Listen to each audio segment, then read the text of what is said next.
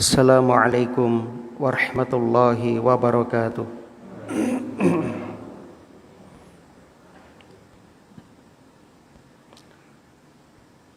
Innal hamdalillah nahmaduhu wa nasta'inuhu wa nastaghfiruh wa na'udzu billahi min syururi anfusina wa sayyiati a'malina. May yahdihillahu fala mudhillalah wa may yudlil fala hadiyalah. Asyhadu an la ilaha illallah wahdahu la syarikalah wa asyhadu anna Muhammadan abduhu wa rasuluh. Qala Allahu ta'ala fil Qur'an, a'udzu billahi minasyaitonir rajim. Ya ayyuhalladzina amanu taqullaha haqqa tuqatih wa la tamutunna illa wa antum muslimun. Wa qala ta'ala, ya ayyuhalladzina amanu taqullaha wa qulu qawlan sadida yuslih lakum a'malakum wa yaghfir lakum dzunubakum wa may yuti'illaha wa rasulahu faqad faza fawzan 'azima. Amma ba'du. Kaum muslimin dan muslimah, para bapak dan ibu rahimani wa rahimakumullah.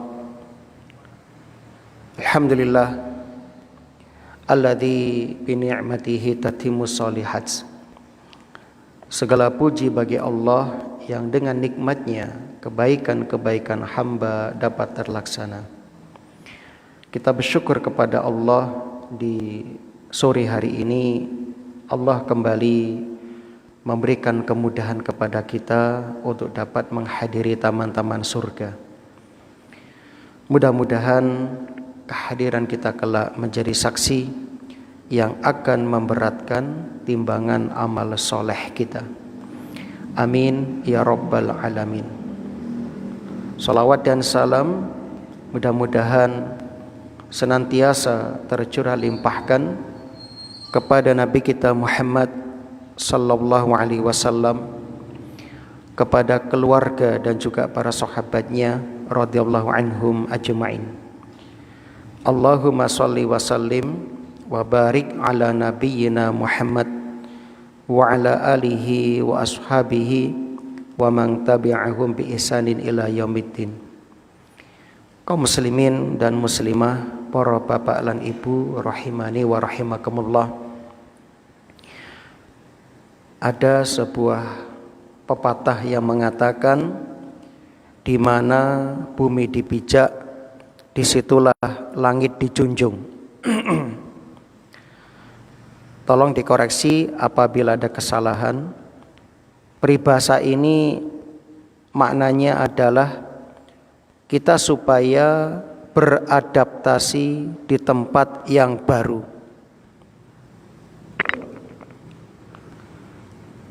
Karena sakmenika kita wonten ing dalam bulan Ramadan, bulan diturunkannya Al-Qur'an, sebagaimana yang Allah firmankan, syahrul Ramadan alladzi unzila fihil Qur'an hudal linnas wa bayyinatin minal huda wal furqan.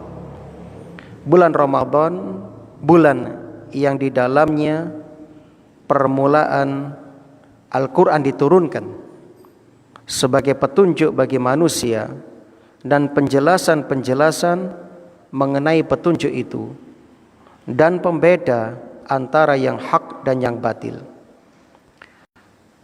Kaitannya dengan bulan Ramadan, karena sekarang kita di bawah naungan bulan Ramadan, bulan diturunkannya Al-Quran, maka kita supaya beradaptasi dengan mengisi bulan ini dengan memperbanyak membaca Al-Quran. Imam Az-Zuhri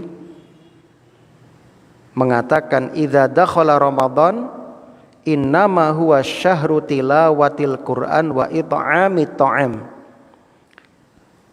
Jika masuk bulan Ramadan, sesungguhnya ia adalah bulan membaca Al-Quran dan memberi makan. Alhamdulillah. Apa keutamaan membaca Al-Quran? Tentu jamaah sudah memahami dan mengetahui. Disebutkan dalam hadis yang sahih, ya, tentang keutamaan membaca Al-Quran dari sahabat Uqbah bin Amir Al-Juhani radhiyallahu an. Ada riwayat Muslim, ya, riwayat Muslim nomor 803. Kharaja Rasulullah sallallahu alaihi wasallam wa nahnu fi suffah. Kanjeng Nabi sallallahu alaihi wasallam keluar menemui kami sedangkan kami di suffah, di serambi masjid. Faqala, lantas Nabi bertanya, ayyukum yuhibbu ayyaghduwa kulla yaumin ila budhan au ilal aqiq. Siapakah di antara kalian yang suka pergi setiap hari ke pasar Bud'an atau lembah Akik? Ini pasarnya penduduk kota Madinah. Fayati minhu bina qatain qaumawain fi ghairi ismin wala qat'i rahim. Lalu dia pulang dengan membawa 2 ekor onta ke pasar Bud'an atau lembah Akik, ya, lalu dia pulang dengan membawa 2 ekor onta qaumawain, ya. Qaumawain itu sebutan bagi onta yang termahal di zaman Nabi sallallahu alaihi wasallam. 1 onta qaumawain itu harganya kalau dirupiahkan itu 500 juta. 500 juta. Berarti 2 onta 1 M. Ya, Masya Allah. Kira-kira kalau panjenengan mendapat tawaran kerja dengan gaji 1 miliar 1 bulan, itu sudah luar biasa. Nah, ini bukan 1 bulan, 1 hari. Bukan 1 hari, cuma beberapa saat mendapatkan harta 1 M. Dan dengan cara yang halal, tidak melakukan dosa, tidak melakukan penipuan, tidak memutus silaturahmi, betul-betul halal. Itu yang Nabi tawarkan kepada sahabat. Faqulna ya Rasulullah nuhibbu dzalik. Ya Rasul, kami semua senang akan hal itu. Kami semua suka akan hal itu. Qala, kata Rasulullah sallallahu alaihi wasallam, afala yaghdu ahadukum ilal masjid faya'lama aw yaqra'a ayatain min kitabillahi azza wa jalla khairun lahu min naqatain. Mengapa salah seorang dari kalian tidak pergi ke masjid lalu mempelajari atau membaca 2 ayat Al-Quran?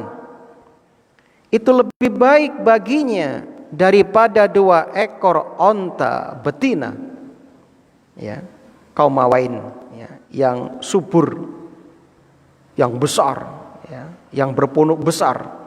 Pokoknya onta yang paling mahal. Ya, Masya Allah, ya, 2 ayat mendapatkan 2 ekor onta qaumawain. Wasalasun khairun lahu min salas. 3 ayat mendapatkan 3 ekor onta. Wa arba khairun lahu min arba. 4 ayat mendapatkan 4 ekor onta qaumawain. Wa min a'dadihinna minal ibil. Nah, seterusnya sejumlah ayat yang dibaca, yang dipelajari lebih baik dari sejumlah yang sama dari onta-onta tersebut. Insyaallah. Itu kaum muslimin rahimani wa rahimakumullah. Di antara keutamaan mempelajari ayat Al-Quran di rumah Allah, di masjid. Kados wonten ing sonten menika, jenengan mempelajari 1 ayat seperti mendapatkan 1 onta qaumawain. Kalau dirupiahkan 500 juta. 2 ayat 1 miliar. 3 ayat 1,5 miliar. Masya Allah. Cuma sekali lagi karena pahala ini bersifat goib, tidak kelihatan, sehingga banyak orang yang enggan untuk menjemputnya, untuk mengambilnya. Kemarin ya, saya lihat di Facebook di Sumatera, di Madura, ada saudagar yang kaya raya membuat ya, sebuah pengumuman yang taraweh di tempatnya. Setiap orang pulang mendapatkan amplop berisi 300.000 rupiah. Coba lihat apa yang terjadi. Sampai polisi dikerahkan menjaga keamanan. Sejak jam 13.30 itu jalan depan rumah sudah penuh. Wajar untuk salat taraweh jam 1:30 wis podo budal. Leres nih, ada itu tayangannya di YouTube tuh ada. Masya Allah. Padahal saudagar tersebut memberikan amplop 300.000. Itu sudah penuh sejak jam 1:30 siang. Nah ini Allah Subhanahu wa taala menyiapkan untuk kita ya, bermiliar-miliar, namun jarang yang mau mendatanginya dan mengambilnya. Kenapa? Karena nggak ketok. Nah, coba seandainya takmir sini membuat pengumuman Jumat kemarin, yang ikut kajian sore setiap orang dapat amplop nggak sakit-sakit 50.000 misalnya. Insya Allah penuh masjidnya ini ya, penuh, penuh sekali ya. Insya Allah. Ini salah satu contoh. Ya itulah ujian keimanan. Alhamdulillah. Kaum muslimin rahimani wa rahimakumullah. Kemarin kita membacakan satu ayat, belum rampung kita jelaskan tentang takdir. Tentang takdir. Karena berkaitan dengan firman Allah Subhanahu wa taala surat Ar-Ra'd ayat yang ke-8. A'udzubillahi minasyaitonirrajim. Allahu ya'lamu ma tahmilu kullu unsa. Allah mengetahui apa yang dikandung oleh setiap perempuan. Wa ma taghidul arham. Ma di sini bisa bermakna ma masdariyah, bisa bermakna ma mausulah yang menunjukkan keumuman.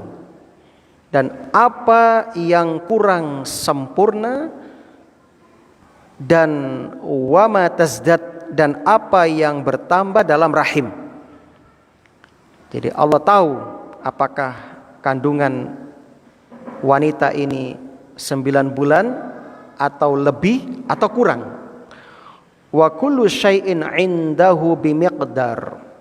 Dan segala sesuatu ada ukurannya di sisi Allah Subhanahu wa taala. Nah, kemarin kita sudah menyampaikan tentang beriman kepada takdir. Beriman kepada takdir. Setelah kita menyampaikan hadis Arba'in Nawawi tentang pencatatan takdir hamba, yaitu takdir umri, takdir saat kita dalam rahim. Adapun Lailatul Qadar itu takdir sanawi, takdir tahunan kita. Nah, kemarin sudah kita ingatkan untuk beriman kepada takdir ada 4 tingkatan. Yang pertama al-ilmu, artinya kita mengilmui bahwasanya Allah itu mengetahui apa yang hendak diciptakan. Allah tahu sebelum menciptakan segala sesuatu yang terjadi di alam semesta sampai hari kiamat. Ini yang pertama. Yang kedua, Alkitabah, pencatatan ilmu Allah di Lauh Mahfud. Dan catatan ini tidak ada satupun yang mengetahuinya selain Allah. Yang ketiga, kehendak Allah untuk menciptakan atau mengeksekusi apa yang hendak Allah ciptakan. Allah berfirman dalam surah At-Takwir ayat 29, wa ma tasyauna illa ayyasha Allahu rabbul alamin.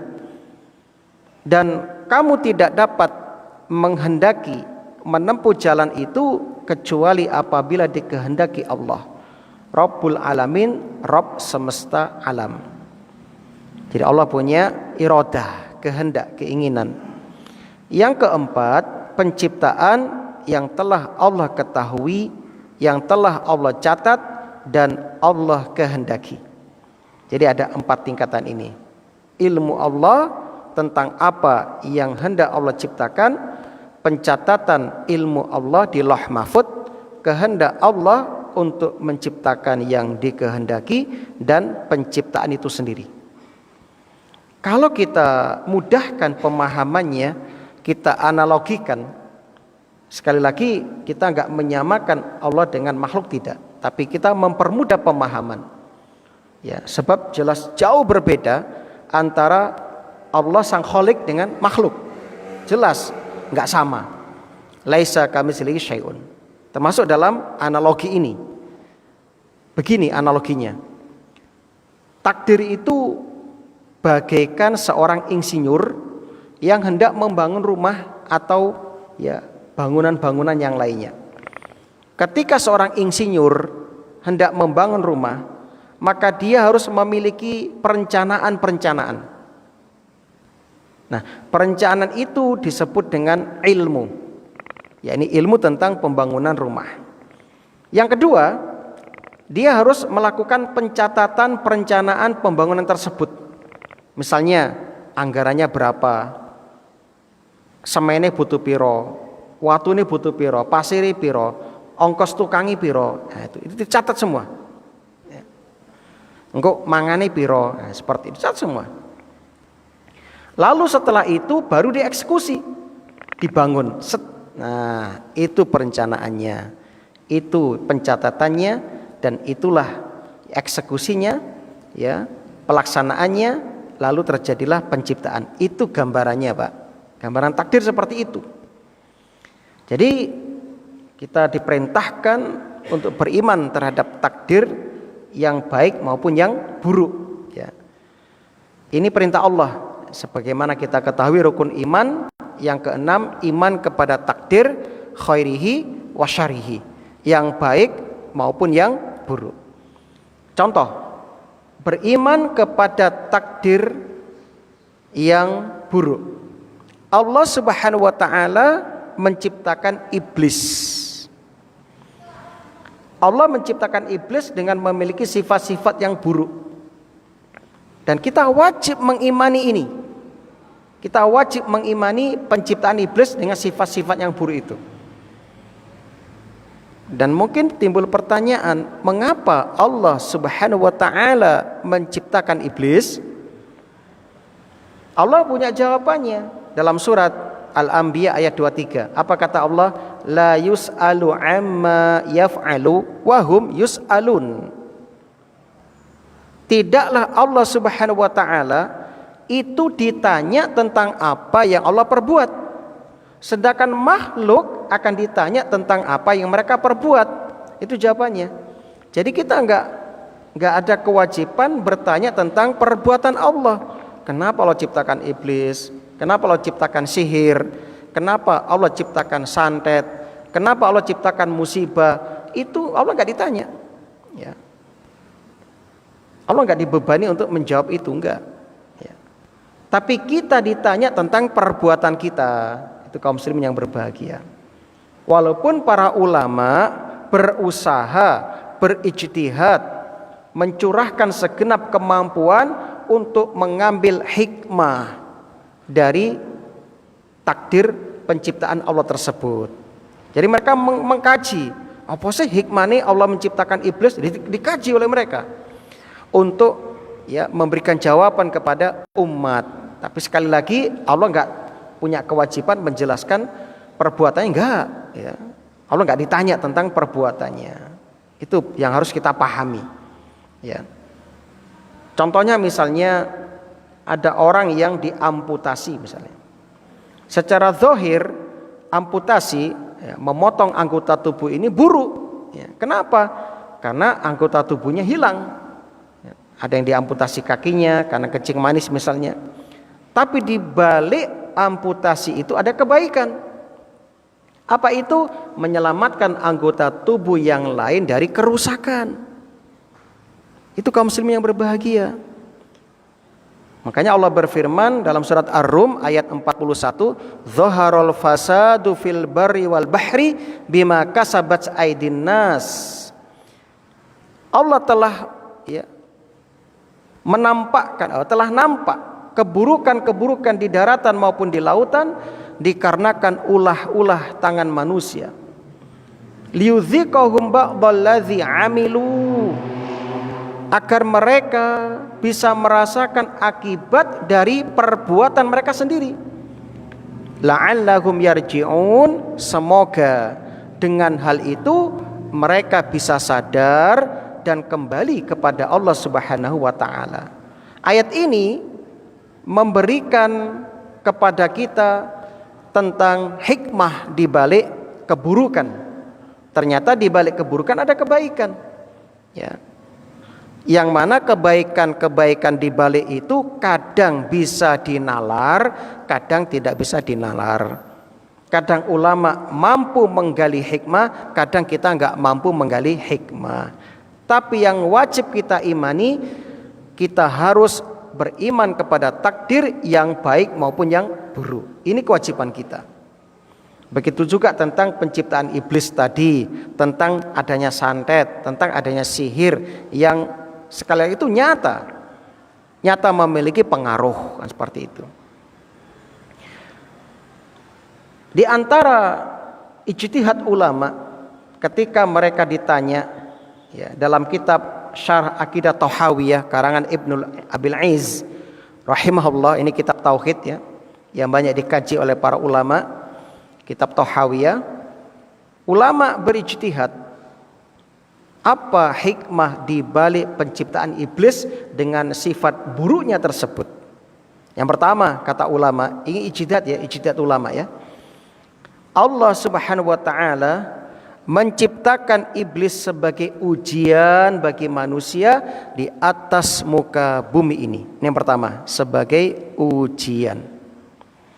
Yang kedua, dengan adanya iblis, Allah Subhanahu wa taala ciptakan surga dan neraka. Ya. Yang ketiga, dengan adanya iblis, Allah ciptakan Fir'aun dan Musa. Ya.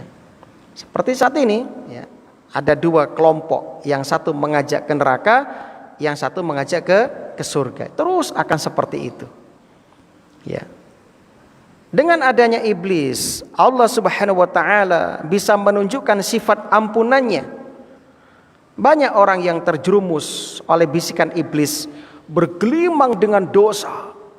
Entah itu melakukan ya kezaliman, melakukan ya perbuatan-perbuatan yang lainnya yang bersifat dosa itu, ya. Maka dengan hal ini nampak sifat pengampun Allah, Rahman Rahimnya Allah yang sangat luas kepada hamba-hambanya. Berapapun dosa yang dia perbuat, sebesar apapun dosa yang dia perbuat, bahkan membunuh 100 orang pun, kalau dia datang kepada Allah, Allah membuka seluas-luasnya pintu taubatnya. Masya Allah. Nah, termasuk Ramadan ini. Maka Ramadan bisa dikatakan bulan taubat. Waalaikumsalam. Siapa yang tidak punya dosa? Sinten ingkang pede, yakin gak duwe dosa? Gak ada. Ya, makanya setiap pagi dan sore dalam Sayyidul Istighfar yang kita baca, Allahumma anta Rabbi, itu ada pengakuan di situ. Abu ulaka bi ni'matika alayya wa abu ulaka bi dzambi faghfirli. Aku mengakui ya Allah, ya, nikmat yang Engkau berikan kepadaku, dan aku mengakui ya Allah dosa-dosa yang aku perbuat. Kalau kita berjalan di antara dua ini, dua pengakuan, menyadari dan mengakui nikmat yang begitu besar yang Allah berikan kepada kita, dan juga menyadari dan mengakui kita ini banyak kekurangan dan dosanya, kita akan aman dalam kehidupan ini. Kita nggak sombong ketika bisa beramal, kita tidak ujub ketika bisa puasa, ketika bisa baca Quran, bisa sedekah. Kita nggak sombong dengan itu. Ya. Begitu juga ketika kita bisa beribadah, kita nggak sombong dengan ibadah-ibadah kita. Jadi ada hikmah. Yang berikutnya kata ulama, dengan adanya iblis maka ada manusia yang bertobat. Dan taubat itu kan ibadah. Taubat ibadah yang agung. Innallaha yuhibbut tawabin. Allah mencintai orang-orang yang bertaubat. Ya. Jadi jatuh kepada dosa, salah bukan aib, asalkan dia mau memperbaiki diri. Yang tercela itu kalau dia jatuh dalam dosa nggak kembali, nggak balik marang Gusti Allah, terus dalam dosa. Ini yang tercela. Atau yang tercela tidak melakukan dosa tapi rumangsa sing paling apik. Nah, ini juga tercela, alias ujub. Ini bahaya. Nah, makanya Rasul mengatakan kullu bani Adam khata', setiap anak cucu Adam itu ya pendosa, banyak melakukan salah dosa. Wa khairul khata'in at-tawwabun, dan sebaik-baik orang yang melakukan dosa yang mau taubat kepada Allah Subhanahu wa taala, itu yang terbaik. Ya. Kemudian yang terakhir kata ulama dalam kitab Syarah Aqidah Tahawiyah, dengan adanya iblis semakin tampak perbedaan antara orang-orang yang berkorban untuk Allah, berjihad di jalan Allah dengan ikhlas dan sungguh-sungguh, dengan orang yang ya jauh dari Allah Subhanahu wa taala. Sehingga banyak hikmah di sini. Inilah ujian, inilah ujian. Nah, alhamdulillah di Ramadan ini gerak-gerik iblis berkurang, sebab ya maradatus syayatin, setan-setan kelas kakapnya kan sedang dirantai. Adapun jin korin, setan korin yang menyertai setiap kita itu masih bebas. Makanya setiap ya hari walaupun kita puasa, tetap bisikan-bisikan itu muncul. Ya, bisikan-bisikan untuk bermaksiat itu ada. Kenapa? Karena setan korin itu nggak dirantai kata ulama. Yang dirantai yang kelas-kelas kakap itu. Ya. Maka jangan heran kalau Ramadan masih banyak yang bermaksiat. Nah, kemarin waktu saya kajian di Lumajang itu, di pinggir jalan siang Ramadan banyak itu orang ya makan, bahkan nggak pakai satir itu, makan bebas itu. Ya saya husnudon karena kita di negara Indonesia mayoritas Islam, saya yakin dia itu Muslim gitu aja. Nah, banyak seperti itu banyak. Nah, itulah kaum muslimin yang berbahagia. Jadi intinya semua adalah rahasia Allah dan kita tidak mengetahui pun nggak apa-apa. Ya, kita nggak tahu hikmah penciptaan itu nggak apa-apa. Cuma ulama berusaha untuk mencari supaya memuaskan orang-orang yang penasaran dengan hal itu. Nah, ya, kewajiban kita bukan mengetahui dengan detail, tidak. Kewajiban kita adalah mengimani, percaya dengan takdir Allah itu, yang baik maupun yang buruk. Itu kaum muslimin yang berbahagia. Yang terakhir, apa tujuan dari beriman terhadap takdir? Ini yang terakhir sebagai kata kuncinya. Kaum muslimin rahimani wa rahimakumullah, disebutkan dalam surat Al-Hadid ayat yang ke-22 hingga 23. Al-Hadid, Allah berfirman, ma asaba min musibatin fil ardi, musibah apa saja yang terjadi di muka bumi, wala fi anfusikum, dan juga musibah yang menimpa kalian, illa fi kitabim min qabli an nabra'aha, kecuali sudah Allah tuliskan di Lauh Mahfuz sebelum kami menciptakannya. Inna dzalika 'alallahi yasir, itu semua gampang, mudah bagi Allah, gampil, tidak sulit. Likaila ta'sau alamat, ya, likaila ta'sau ala ma fatakum, supaya kalian tidak terlalu bersedih dan tidak putus asa bima atakum, ketika kamu luput dengan apa yang diberikan kepada kalian. Wallahu la yuhibbu kulla mukhtalin fakhur, dan Allah tidak mencintai semua orang yang sombong dan membanggakan diri. Dari ayat ini kita mengambil pelajaran tujuan Allah Subhanahu wa taala, ya, dalam hal ini yang pertama, iman kepada takdir tujuannya agar kita tidak terlalu bersedih dengan apa yang hilang dari kita. Ini yang pertama tujuannya. Misalnya kita kena musibah, ingat itu sudah dicatat di sana di Lauh Mahfud 50.000 tahun sebelum penciptaan langit dan bumi. Maka kita tenang, ya. Karena sudah ditakdirkan oleh Allah, kan begitu. Anda mau marah-marah, orang yang sudah meninggal, ngamuk misalnya sudah meninggal, ya. Misalnya gagal panen, misalnya, ya semoga tidak terjadi, ya. Ya sudah, Anda mau ngapain? Sudah takdirkan seperti itu. Yang penting kita sudah ikhtiar, sudah berusaha, ya. Sehingga kita nggak sedih, ya. Dalam hadis yang sahih riwayat Ibnu Majah nomor 77 dan Ahmad nomor 21.611, Kanjeng Nabi dawuh, annama asobaka lam yakun liyukhti'aka, sesungguhnya apa yang Allah takdirkan akan menimpamu maka tidak akan pernah meleset darimu.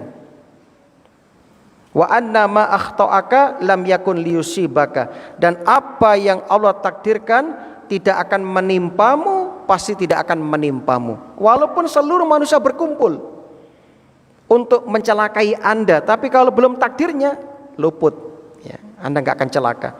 Banyak itu terjadi. Lihat di tontonan di YouTube itu. Kalau belum takdirnya nggak kena, ya. Ya, wasilah atau sarananya dia selamat.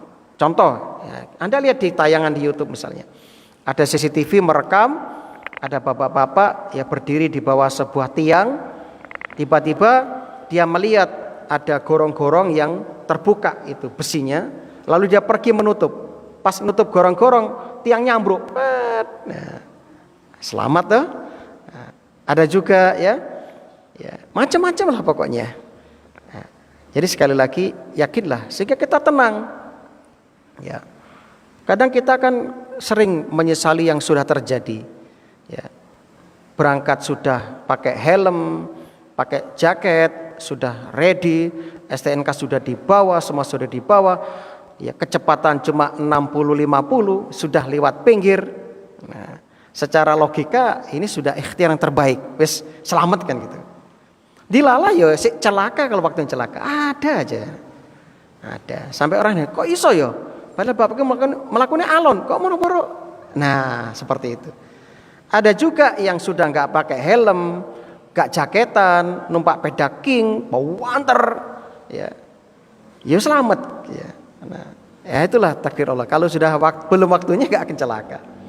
Nah, yang kedua dari ayat tadi ada pelajaran hikmah beriman kepada takdir. Kita tidak sombong dengan kenikmatan yang kita dapatkan. Seperti saat ini, Bapak dan Ibu mampu puasa sampai sore ini, sekali lagi itu karena Allah yang memampukan kita. Allah yang memberikan pertolongannya kepada kita. Ya. Makanya kita harus banyak berdoa, Allahumma a'inni ala dzikrika wa syukrika wa husni ibadatik. Dan juga dalam surat Al-Fatihah yang kita ulang-ulang, iyyaka na'budu wa iyyaka nasta'in. Ya. Digandengkan ibadah dengan pertolongan, sebab tanpa pertolongan Allah kita nggak mampu melakukan kebaikan, sekecil apapun nggak mampu. Makanya sering kita sampaikan, kita ingatkan ketika Allah memanggil hayya 'alas shalah, apa yang kita ucapkan? La haula wala quwata illa billah. Tanpa daya dan kekuatan dari Allah kita nggak mampu mendatangi sholat itu, nggak mampu. Terbukti ada orang lebih sehat daripada bapak dan ibu, lebih kuat daripada bapak dan ibu, bahkan rumahnya lebih dekat dengan masjid daripada bapak dan ibu, nggak sanggup datang ke masjid, banyak ya, banyak. Tapi datang ke ngejim yang jauh, panas-panas ngejim, poso-poso pisan teko jam loro ngejim. Wah, nang masjid gak teko. Banyak. Nah, itu karena Allah Subhanahu wa taala belum memberikan hidayah. Maka terus jangan putus asa. Naam. Sekali lagi ingat, Anda yang sudah ditakdirkan puasa sampai hari ini, jangan terlalu percaya diri. Belum tentu diterima puasanya. Nah, kan kita nggak tahu itu rahasia Allah. Dan jangan lupa ya, Ramadan ini intinya di akhir. Makanya Rasul mengatakan innamal a'malu bil khawatim. Amalan tergantung penutupnya. Ya, ada orang yang awal Ramadan semangat, kenceng, dilala, pas akhir Ramadan malah loyo kendu banyak. Ya, padahal itu poinnya di situ. Pas wae berburu Lailatul Qadar tidak sanggup, ya, malas dan sebagainya. Maka terus berjihadlah melawan kemalasan, berjihadlah melawan bisikan-bisikan syaitan. Ingat, Ramadan itu ibaratnya adalah lomba lari. Ini baru apa ya? Ya, awal-awal itu baru apa? Kenapa? Iya, nanti ada lagi yang hari ke-20 baru semifinal, baru terakhir partai final. Nah, seperti itu. Nah, monggo terus ya. Ya, terus ya. Nah, dan kita berdoa terus, mudah-mudahan di akhir kita berhasil mendapatkan Lailatul Qadar. Nah, semoga semuanya diberi kekuatan untuk itu. Naam. Inilah kaum muslimin, tujuan kita mempelajari takdir agar kita tidak gampang kecewa dalam hidup ini. Ya. Jadi ingat ya, tujuan kita mengenal takdir, mempelajari takdir maksud kami bukan untuk protes kepada Allah, bukan untuk protes kepada ketetapan Allah. Bukan. Karena itu rahasia Allah Subhanahu wa taala. Tawus Al-Yamani berpesan innal qadar sirrullahi ta'ala fala tadkhulanna fi. Sesungguhnya takdir itu adalah rahasianya Allah, maka jangan tenggelam di dalamnya, jangan menceburkan diri ke dalamnya, jangan. Ya. Kenapa? Kamu gak akan sanggup itu. Itu bukan ranah kita. Itu rahasia Allah, bukan ranah kita. Tugas kita apa? Tugas kita adalah beramal yang terbaik. Mengikhlaskan diri dalam beramal, tunjukkan kepada Allah, ini loh ya Allah yang terikhlas yang bisa aku lakukan. Itu tugas kita. Ya, nanti Allah yang akan mempermudah untuk itu. Nah, jadi gak usah protes, gak usah sedih mulai sekarang. Ya Allah, kenapa ya aku kok miskin misalnya? Kenapa aku kok tidak setampan si fulan? Kenapa tidak secantik si fulan? Sudah, masing-masing sudah Allah takdirkan, Allah jatah masing-masing. Ingat yang terakhir, Nabi berpesan kepada kita, ihris ala ma yang fa'uka wasta'in billah wala ta'jas. Bersungguh-sungguhlah engkau pada perkara-perkara yang bermanfaat dan jangan lupa wasta'in billah, minta tolong kepada Allah, wala ta'jas, jangan pernah merasa lemah.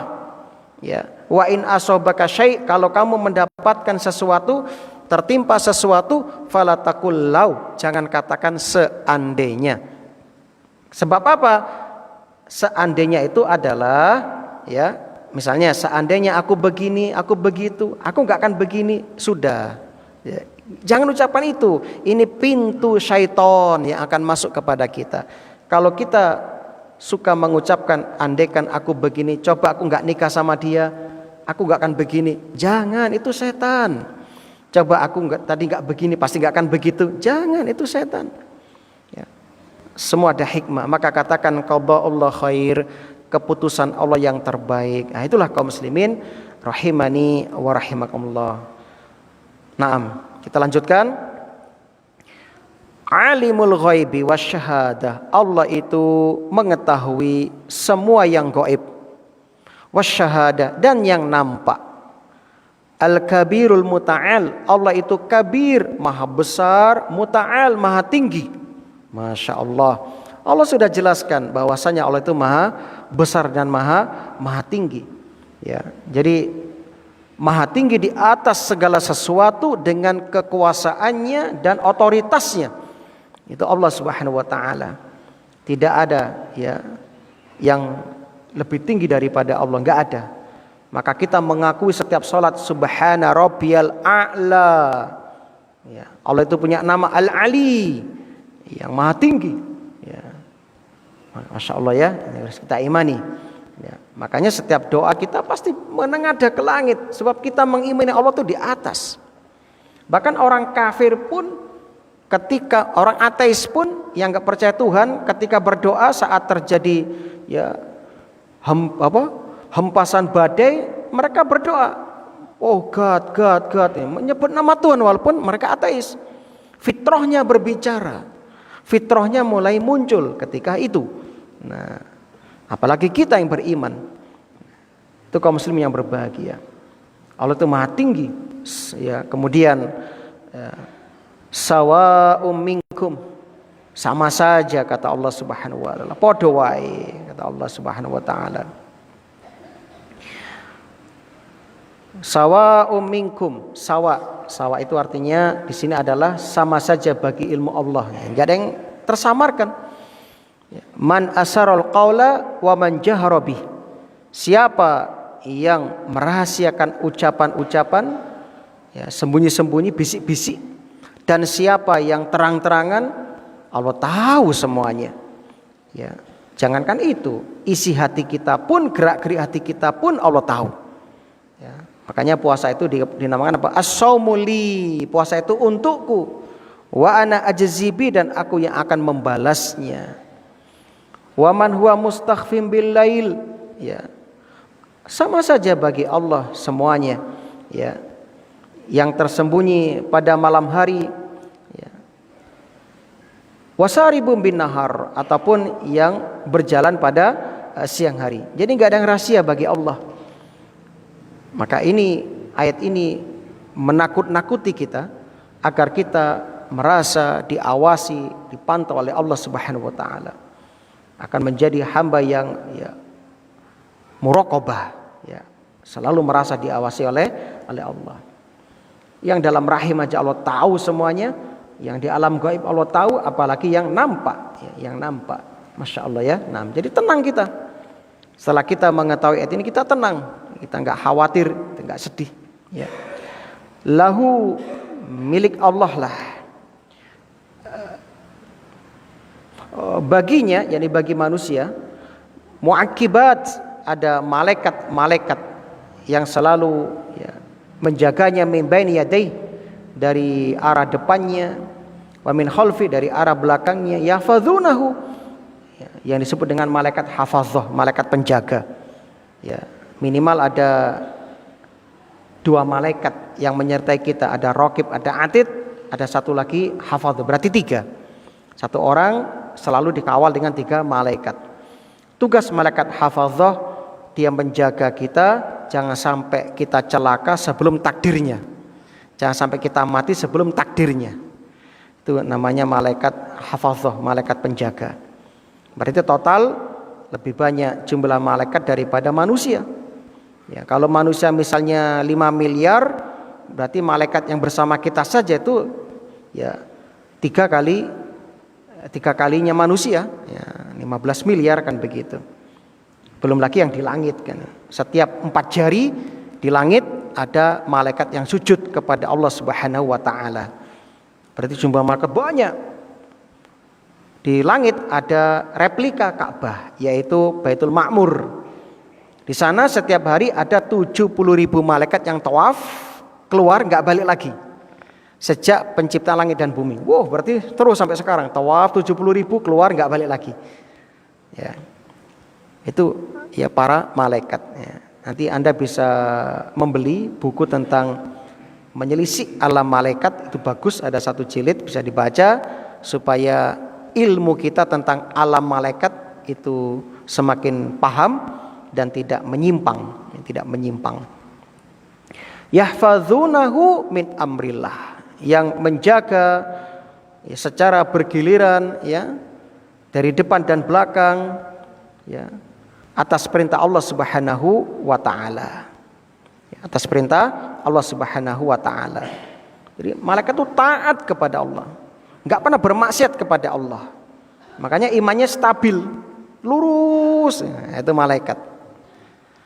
Adapun kita manusia, ya, imannya fluktuatif, kadang naik, kadang turun, kadang terus begitu. Ramadan insya Allah naik ya, naik. Nah, nanti setelah berbuka, mari ya batal posone melaku, turun lagi.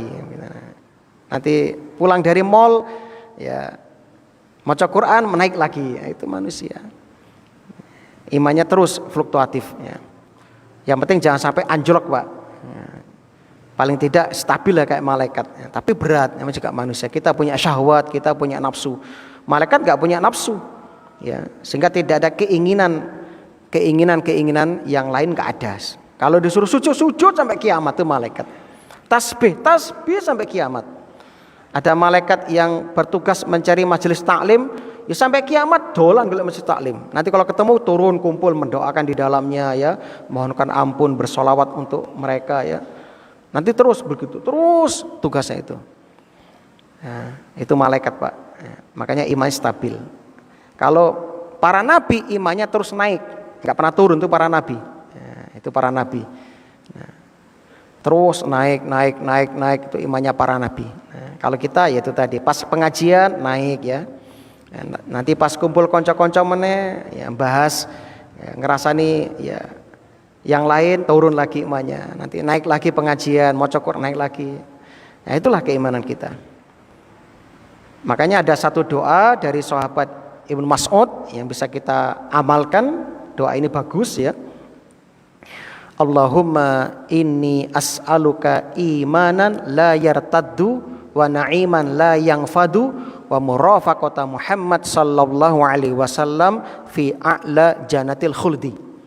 Doanya bagus, bisa diamalkan. Artinya begini, Allahumma, ya Allah, ini sesungguhnya aku as'aluka, memohon kepadamu, imanan la yartaddu, keimanan yang tidak pernah lepas, wa na'iman la yanfadu, kenikmatan yang tidak pernah habis, wa murafaqata Muhammad sallallahu alaihi wasallam fi a'la jannatil khuldi, dan dapat mendampingi Nabi di surga khuldi kelak.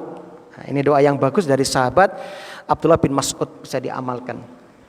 Doa ini sudah direkom oleh Nabi, ya. Selain kita berdoa, Allahumma ya muqallibal qulub tsabbit qalbi ala dinika. Ya. Allahumma ya musarrifal qulub sharif qalbi ala taatika. Mumpung kita di bulan Ramadan, bulan dikabulkannya doa. Monggo kita perbanyak stok doa-doa kita. Naam, itu tentang malaikat, ya. Dan jumlahnya hanya Allah yang tahu. Innallaha, sesungguhnya Allah, la yughayyiru ma biqaumin, tidak akan merubah keadaan diri kaum itu hatta yughayyiru ma bi anfusihim, sehingga mereka merubah keadaan diri mereka sendiri. Wa idza aradallahu biqaumin su'an, apabila Allah menghendaki keburukan pada satu kaum, fala maraddalah, maka tidak ada yang dapat menolak keburukan itu. Ini takdir, Pak. Anda mau sembunyi di bunker yang tebal bajanya, Anda mau sembunyi di benteng, Anda mau mendatangkan 100.000 bodyguard, ya, yang anti peluru, pakai rompi anti peluru. Kalau takdirnya mati, Pak. Ya. Mau sembunyi dimanapun, kalau sudah waktunya mati. Ya. Kalau waktunya celaka. Nah, nggak ada yang bisa menghindar dari, ya, apa yang Allah takdirkan, nggak ada. Ya. Nah, wa ma lahum min dunihi miwal, dan tidak ada pelindung bagi mereka selain Allah Subhanahu wa taala. Masya Allah. Kaum muslimin rahimani wa rahimakumullah. Ayat ini memberikan, ya, pelajaran kepada kita. Yang pertama, Allah Subhanahu wa taala mengetahui segala aspek partikel dan general secara segala sesuatu. Yang umum, yang parsial, Allah tahu semuanya. Jadi nggak ada yang tersembunyi dari Allah Subhanahu wa taala. Nah, ini. Maka ini menjadi peringatan bagi kita. Allah tahu yang lahir, Allah tahu yang batin, maka tidak ada jalan lain kecuali kita berusaha memperbaiki batin-batin kita. Dan Ramadan melatih itu. Ramadan melatih itu. Makanya Imam Al-Ghazali menyebutkan 3 tingkatan puasa. Yang pertama ya yang kita sebutkan kemarin, puasanya orang awam, puasanya orang khusus, dan puasa orang VVIP, super khusus.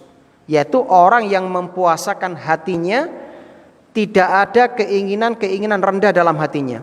Jadi selama Ramadan yang ada dalam hatinya memikirkan bagaimana bertobat dari dosa, bagaimana menambah pahala, bagaimana ya menghindari maksiat, bagaimana menambah rasa takut kepada Allah, bagaimana meningkatkan ibadah sholatnya, sedekahnya, maca Qur'annya, itu tuh pikirannya.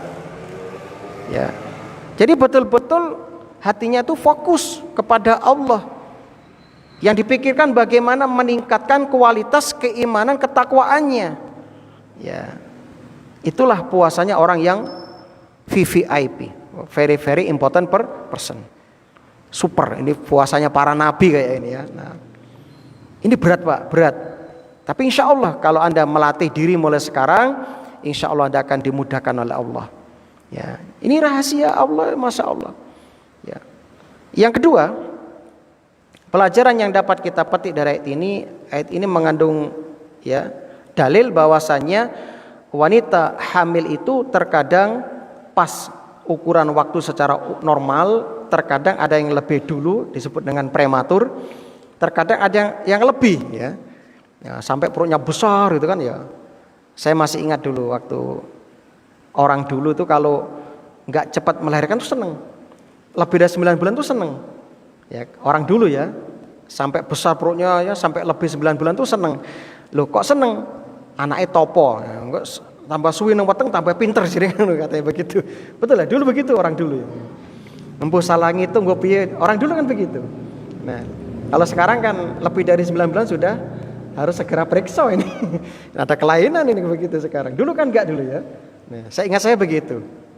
Nah, karena dulu adik saya yang nomor 5 itu, ibu saya mengandung itu, saya tanya, pirang ulan Bu? Rolas ulan deh, topon yang weteng ya, begitu. Wallah alam bisawab. Entah itu embu salangi itu gue piye, yang jelas orang dulu kalau mengandung lama-lama Pak ya, saya ingat saya dulu. Ya. Dan kami sekeluarga itu 6 bersaudara, kata bapak saya, KP itu ya dukun sing nangani. Kok ya lancar dulu ya. Wah sekarang ya macam-macam kan. Nah, harus pakai alat-alat steril sekarang ya, steril. Saya masih ingat waktu adik saya yang ke-6 lahir itu, subuh-subuh saya manggil dukun, bapak jaga, godok banyu, marono aku teko dukun enti anu Pak, tas tangi dukune gur teko. Wis nang ngono golek ulat saya. Kondo tak sigar cukup ulate kayak nyisigar apa hari-hari ini. Saya masih ingat masih. Wah, dulu begitu. Lahir tampani bapak, ambek ulat diketok, ditaleni, didusi, dukune teko wis penak wis kare. Saya masih ingat dulu, masya Allah. Kok ya lancar wong dikit. Nah, saya kira macam-macam saya. Nah, ini salah satu contoh ya. Jadi Allah tahu itu semuanya. Pelajaran berikutnya, ya, fakta bahwa setiap hal memiliki karakteristik dan sifat-sifat tersendiri. Ini menunjukkan apa? Menunjukkan kesempurnaan dan totalitas kekuasaan Allah. Allah sebutkan wa kullu syai'in indahu bimiqdar. Segala sesuatu ada ukurannya, ada takdirnya, ada ajalnya. Ya. Ya, itu kaum muslim yang berbahagia. Aisyah punya mangkok kesayangan yang selalu dipakai oleh Aisyah, oleh ibunda Aisyah, dipakai. Suatu hari mangkoknya jatuh pecah, nangis dia, sedih ya. Nabi tanya, "Loh, kamu kok nangis?" "Ya Rasul, mangkok kesayangan saya pecah." Kata Rasul, "Likulli syai'in ajal." Segala sesuatu ada batas waktunya. Ya sudah, ini sudah ajalnya selesai. Nanti beli yang baru, kata Nabi seperti itu.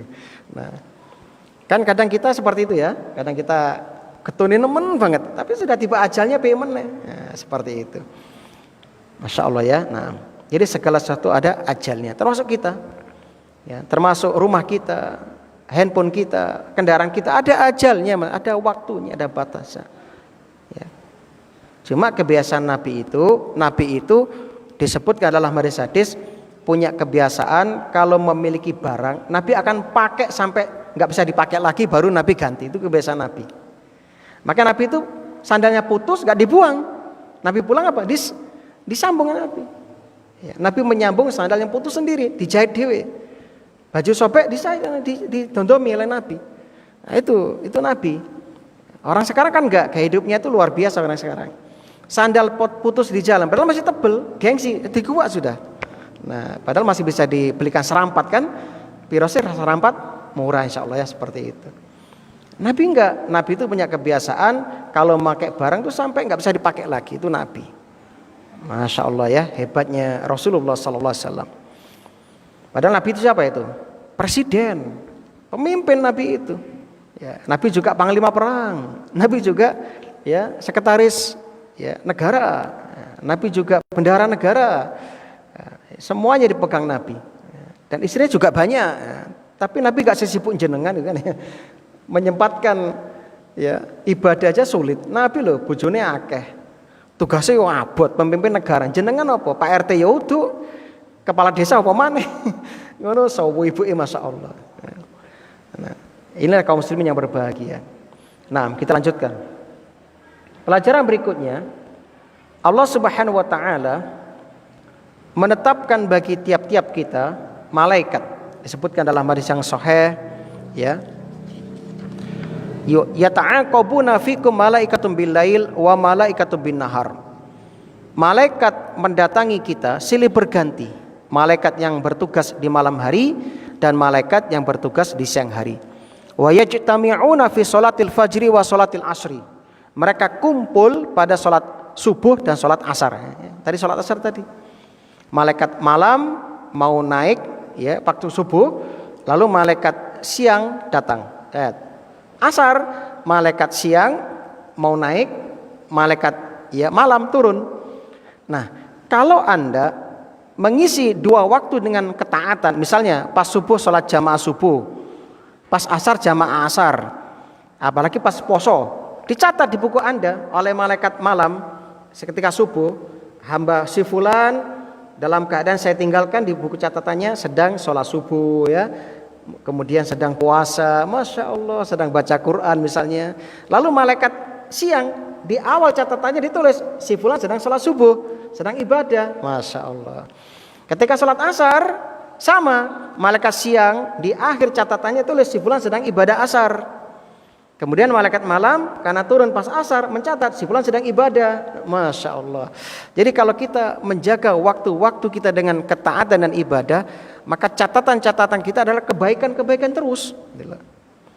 Bayangkan, makanya sholat subuh dikatakan sholat masyhud yang disaksikan.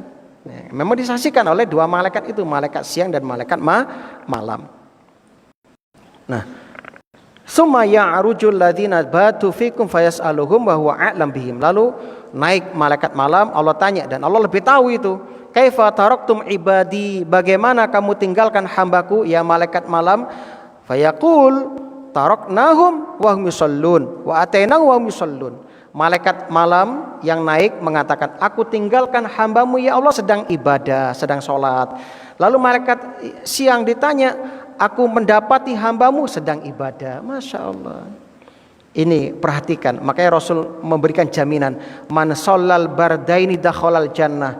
Barang siapa sholat bardain dua yang dingin pasti masuk surga.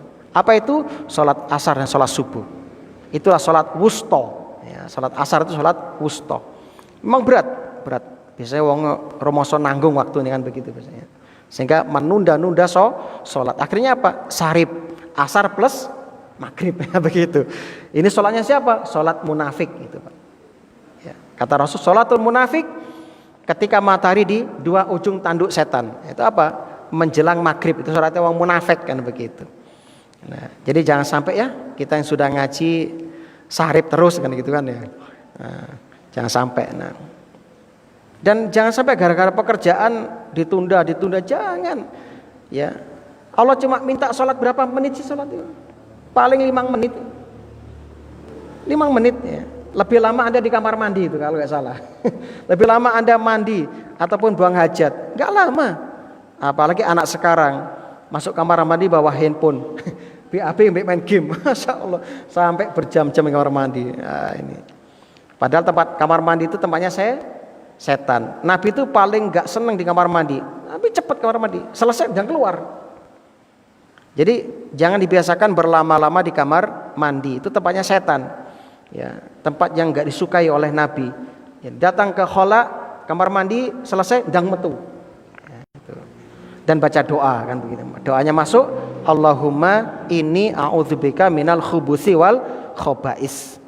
Ketika keluar, ghufronaka. Masya Allah. Tidak ada ajaran yang sempurna seperti Islam. Semuanya diatur oleh syariat. Dan semuanya ada doa-doanya. Ya, ada doanya. Masya Allah. Masuk rumah, keluar rumah, pakai baju, melepas baju. Masya Allah ya. Berangkat ke masjid, masuk masjid, keluar masjid. Ya, mendengar petir, kilat, ya, melihat mendung yang gelap, ada angin kencang, ada doanya semuanya. Mohon maaf nyuwun sewu, sampai hubungan badan pun ada aturan dan doa-doanya. Masya Allah. Tidak ada ajaran Islam selengkap, sekomplit Islam. Ya. Ajaran di luar enggak ada. Berikutnya kaum muslimin rahimani wa rahimallah. Allah tidak akan mengubah satu kaum hingga mereka merubah diri mereka sendiri. Mereka melakukan perbaikan-perbaikan. Coba lihat doa setiap pagi yang kita baca, Allahumma inni as'aluka ilman nafi'an wa rizqan thayyiban wa amal mutaqabbalan. Rasul mengawali doanya dengan meminta ilmu. Artinya apa? Kita harus menambah ilmu setiap hari. Dan itu perlu dicecil sedikit demi sedikit karena ilmu Allah banyak. Ya. Dan kita enggak mungkin ya untuk mempelajari semuanya. Maka target setiap harus nambah ilmu. Setiap harus nambah ilmu, entah baca kitab, baca artikel Islam, entah baca ya, aplikasi Islam atau baca tafsir. Harus setiap harus nambah ilmu. Ini kewajiban thalabul ilmi fardhatun ala kulli muslim. Harus nambah ilmu. Setiap hari harus nambah ilmu. Ya. Bahkan Nabi punya majelis khusus untuk ibu-ibu setiap Rebu, seminggu sekali itu Nabi. Sisanya kadang ada yang Kemis, ya, kadang ada hari yang lain. Jadi harus menambah ilmu. Itu kebiasaan Nabi, ya, menambah ilmu. Nah, makanya diawali dengan doa, Allahumma inni as'aluka ilman nafi'an. Sebab dengan ilmu kunci-kunci kebaikan akan dimudahkan. Makanya Rasul bersabda, man yuridillahu bihi khairan yufaqihu fiddin. Barang siapa yang Allah kehendaki kebaikan akan dimudahkan dalam memahami agamanya. Begitu. Nah, Ramadan bulan ilmu, itu Ramadan. Alhamdulillah. Makanya gunakan ada kuliah subuh, ya, tambah ilmu. Nah, kesempatan ya. Karena biasanya lah subuh kan enggak tahu masjid, malah di masjid subuh kan. Nah, alhamdulillah. Ya. Ini kaum muslimin. Jadi harus merubah diri kita, mengupgrade diri kita. Terus belajar. Imam Ahmad ditanya, "Sampai kapan ya Syekh kita belajar dan bersusah payah?" Sampai salah satu kaki kita ya menginjak di tanah surga. Nah, kalau kita sudah di surga baru kita selesai. Ya, enggak akan bersusah payah. Dalam ya asar yang lain mulai dari makhbarah ilal makbarah. Menuntut ilmu mulai saya mengenal pena, mengenal tinta sampai alam kubur. Ya, sampai mati. Ya, walaupun sudah sepuh, tunuk-tunuk tetap upayakan menuntut ilmu, nambah ilmu. Alhamdulillah. Ya. Itu kaum muslim yang berbahagia. Jadi Allah tidak akan merubah kita kalau kita tidak ya berusaha. Dalam hadis yang sahih riwayat Al-Bukhari ya disebutkan di situ waqasuila ya Nabi ditanya anuhlika wa fina sholihun, apakah kita akan binasa sementara di antara kita ada orang-orang yang soleh? Qala na'am idza kasural khabas. Betul kalau kemaksiatan dibiarkan merajalela. Artinya apa? Kita harus ada tindakan, harus ada action, harus ada ya amar ma'ruf nahi mungkar. Nah, jadi jangan wis penting aku gak ngelakoni, gak apa-apa wis bene tonggoku mendem penting aku ora. Jangan. Kita harus peduli. Kita harus punya simpati dan empati kan begitu ya. Nah, dan Ramadan melatih itu. Apalagi ini Ramadan menggabungkan antara puasa dan sedekah kan begitu. Ya, maka Nabi itu orang yang paling dermawan ketika Ramadan. Ya. Makanya dalam surat Al-Anfal ayat 25 Allah berfirman, jagalah diri kalian dari siksaan yang tidak hanya menimpa orang-orang yang zalim saja, tapi juga menimpa orang yang tidak zalim. Ya. Jadi kita harus punya jawaban di hadapan Allah Subhanahu Wa Taala. Ya, misalnya kita punya orang yang zalim, lalu kita tahu, maka kita berusaha mencegah. Jangan dibiarkan saja, jangan. Kita cegah. Nah, supaya nanti ada jawaban. Andai kan nggak berhasil nggak apa-apa, yang penting kita sudah berusaha. Ya. Kata Rasul kan, kalau melihat kemungkaran cegah dengan tangan, kekuatan, kekuasaan. Kalau nggak sanggup dengan lisan, kalau nggak sanggup dengan hati. Nah, dan itu selama-lama iman. Taib, saya kira ini semoga bermanfaat. Mohon maaf jika ada kekhilafan. Silahkan gunakan waktu yang berharga untuk berdoa kepada Allah sebanyak-banyaknya. Ya.